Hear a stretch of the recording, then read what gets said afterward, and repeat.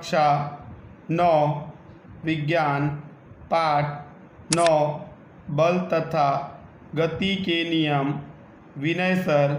इस वीडियो में हम क्वेश्चन नंबर 10 न्यूटन की गति का दूसरा नियम लिखो और F बराबर ma सिद्ध करो। यह प्रश्न परीक्षा में कई बार पूछा गया है, इसलिए यह प्रश्न आप ध्यान से सीखें। पहला पॉइंट, माना कि m द्रव्यमान की कोई वस्तु का प्रारंभिक वेग u है। यह वस्तु एक सीधी रेखा अर्थात सुरेख पथ पर चल रही है।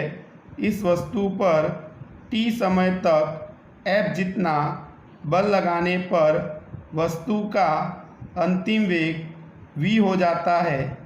इसका अर्थ ये हुआ कि m द्रव्यमान वाली एक वस्तु है जिसका प्रारंभिक वेग u है।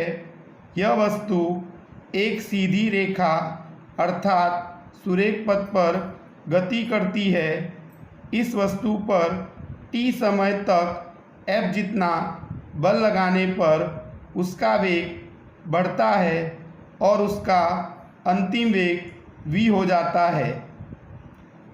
वस्तु का प्रारंभिक संवेग ज्ञात करने का सूत्र P बराबर mv।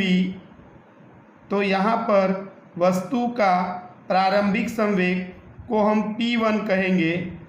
तो P1 बराबर द्रव्यमान, तो वस्तु का द्रव्यमान m है, इसलिए m, और प्रारंभिक संवेग ज्ञात करना है, इसलिए प्रारंभिक वेग u है, इसलिए u।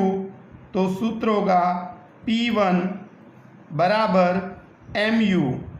समीकरण 1, वस्तु का अंतिम संवेग P2 बराबर वस्तु का द्रव्यमान m है, इसलिए m, और अंतिम वेग v है, इसलिए v। तो यहाँ पर सूत्र होगा P2 बराबर mv। समीकरण 2। दूसरा पॉइंट, किसी वस्तु के संवेग परिवर्तन की दर उस पर लगने वाले असंतुलित बाह्य बल के समानुपाती होती है। इसे न्यूटन की गति का दूसरा नियम कहते हैं। न्यूटन की गति का दूसरा नियम बल का मान देता है। तो न्यूटन की गति का दूसरा नियम संवेग परिवर्तन की दर उस पर लगने वाले असंतुलित बाह्य बल के समानुपाती होती है। तो इसे संकेत में F, विचरण का निशान डेल्टा P अपॉन T द्वारा दर्शाया जाता है। यहाँ पर विचरण का निशान हटाकर बराबर का निशान लगाएंगे। उसके लिए हमें कोई अचलांक लिखना पड़ता है, तो हम यहाँ पर अचलांक के रूप में k लिखेंगे। इसलिए F बराबर k into delta P upon T। F बराबर k, डेल्टा P संवेग में परिवर्तन हो रहा है वो दर्शाता है। तो संवेग में परिवर्तन ज्ञात करने के लिए हम अंतिम संवेग में से प्रारंभिक संवेग को घटाते हैं, अर्थात P2 minus P1 upon T। F बराबर k P2 बराबर mv, इसलिए P2 की जगह पर mv माइनस P1 बराबर mu, तो P1 की जगह पर mu अपॉन T। F बराबर k, यहाँ पर m कॉमन है, इसलिए हम m को बाहर लिखेंगे। तो कोष्टक में v minus u upon T.